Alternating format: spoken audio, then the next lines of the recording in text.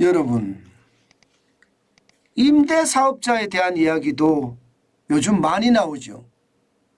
오늘은 임대사업자의 피눈물이라는 제목이고요.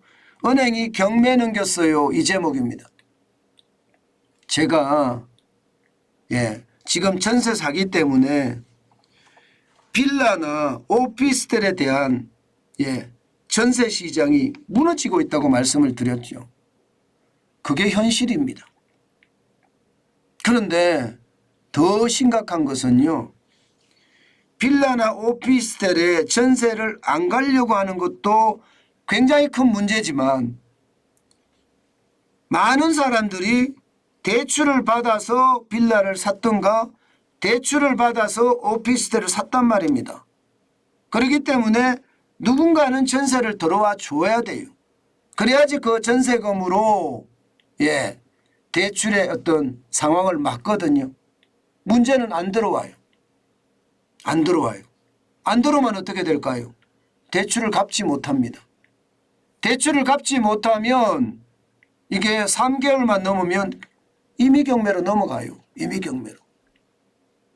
그렇지 않으면 말입니다.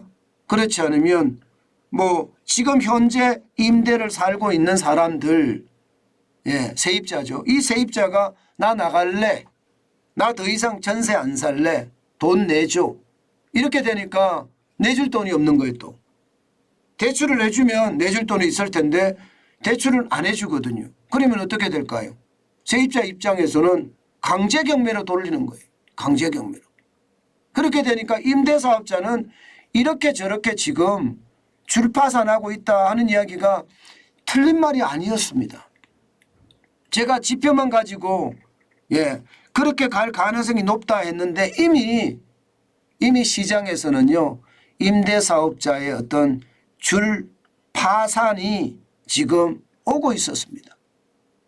그만큼 말입니다. 심각하다는 뜻이에요. 여러분 이거 한번 보세요. 1월 대비 3월입니다.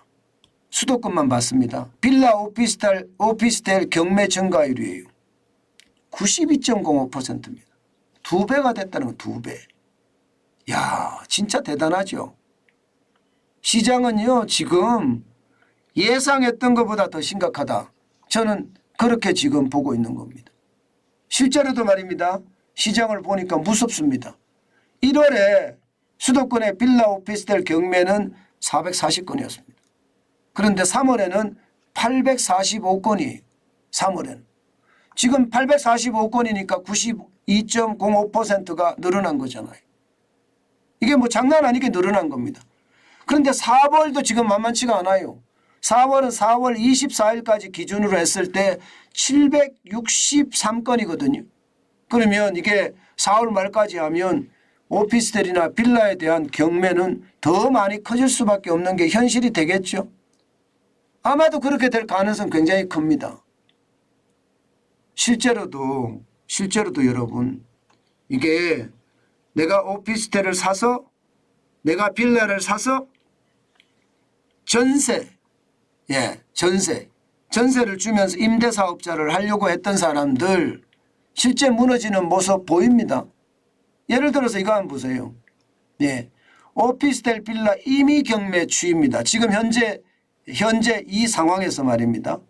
지금 실제로 보면 말입니다. 증가율이 임의경매는요.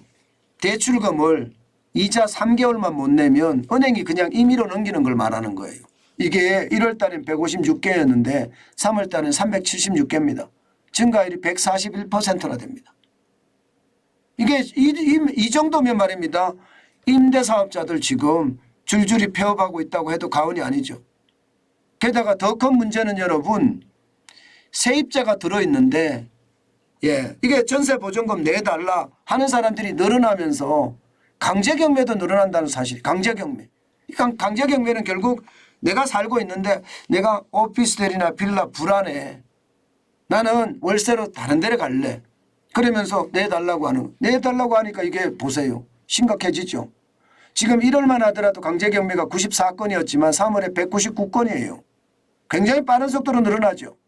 지금 2배가 넘잖아요. 2배가. 게다가 말입니다. 4월에는 아직까지 4월 24일까지의 어떤 상태인데도 210건입니다. 강제경매도 늘어난다는 이야기예요.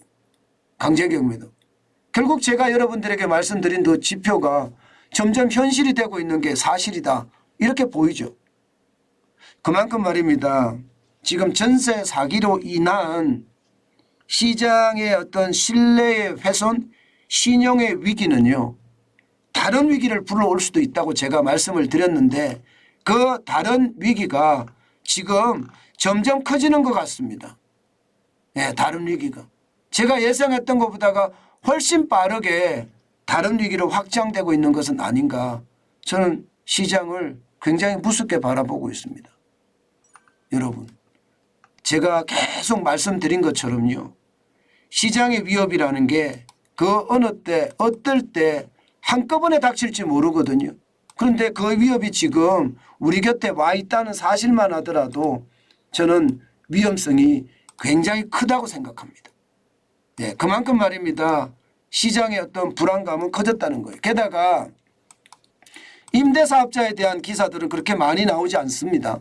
제가 제일 먼저 이게 임대사업자가 결국은 임대사업자가 가장 크게 피해를 볼 수밖에 없다. 그게 시장의 영향이 굉장히 커질 거다. 그 말씀을 제가 드렸는데 그게 현실이 되고 있는 거예요. 현실이. 예상보다가 여러분 더 빠르게 현실이 될 가능성 저는 굉장히 큽니다. 이게 요즘은요 SNS나 이것들이 발달되어 있기 때문에 지금 뭐 속도는요 엄청나게 빠르게 번질 수 있거든요. 그런 상황이라면 시장의 불안감도 저는 커지지 않겠느냐 이런 예상까지 해봅니다. 여러분 지금 여러분들이 임대를 살고 계시다면 저는 반드시 이게 상황을 좀 살펴볼 필요가 있다. 그렇게 말씀드리고요. 또 여러분들이 임대인을 지금 하고 계시다면 이것도 마찬가지. 나는 충분히 지불 능력이 있다 하는 이야기로 신뢰를 쌓아가는 것 저는 굉장히 중요하다고 생각합니다. 지금은요. 시장 전체의 신뢰가 무너져서 그 신뢰가 저는 심리까지 자극을 하게 될까 사실 두렵습니다. 제가 계속 이렇게 말씀드릴 때는 그만큼 말입니다. 시장의 위험이 커지고 있다는 사실입니다. 우리는 반드시 시장을 조심할 필요가 있다. 그 말씀 다시 한번 올립니다.